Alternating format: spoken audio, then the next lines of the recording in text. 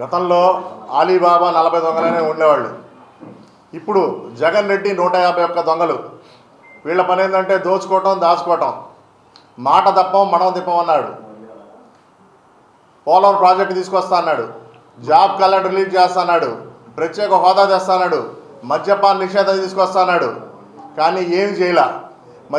పూర్తిగా మద్యపాన నిషేధం కనుక నేను తీసుకురాని పక్షంలో మా మొహం కూడా నీకు చూపించలేమన్నాడు. కానీ ఇప్పుడు 25% కూడా పూర్తిగా స్థాయిలో ఉంది. మేనిఫెస్టో పెట్టుకున్నాడు. ఇది నాకు భగవద్గీత, నాకు ఖురాను, నాకు బైబిల్ అన్నాడు.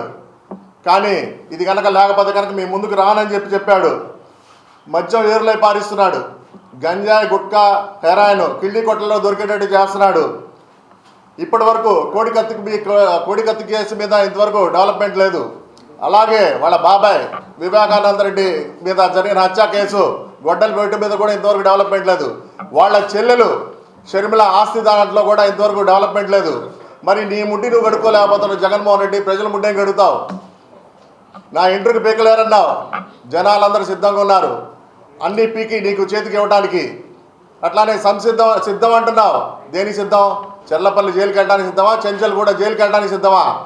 నీ ఇష్టం. నేను ఎక్కడికి కావాలంటే అక్కడికి పంపించడానికి మేము కూడా సిద్ధంగానే ఉన్నాం. అదేవిధంగా జగన్మోహన్ రెడ్డి 175 సీట్లు 175 సీట్లు అంటున్నావు. కానీ నువ్వు మీటింగ్ కనుక పెడితే ఎంపీలు ఎమ్మెల్యేలు కూడా రావడానికి కానీ సిద్ధంగా లేరు. ఎందుకంటే వాళ్ళకి ఎక్కడ బలవంతంగా నువ్వు సీట్లు అంటగడతావు అనే ఉద్దేశంతో. ఎందుకంటే ఇప్పుడు నీవు ఇచ్చే సీట్లు కూడా ఎక్కడ బలవంతంగా అంటగడతావు అనే భయంతో వాళ్ళు కూడా రావట్లేదు. నిన్న రాత్రి బొత్స సత్యనారాయణ, అదేవిధంగా సజ్జల రామకృష్ణారెడ్డి చెప్తున్నాడు సింగిల్గా రావాలి. 170 సీట్లకి 170 సీట్లు అంటున్నారు. ఇన్ని రకాలుగా పిచ్చి పిచ్చిగా మాట్లాడుతున్నారు. మేము దేనికైనా సిద్ధంగా ఉన్నాం అని తెలియజేస్తున్నాం.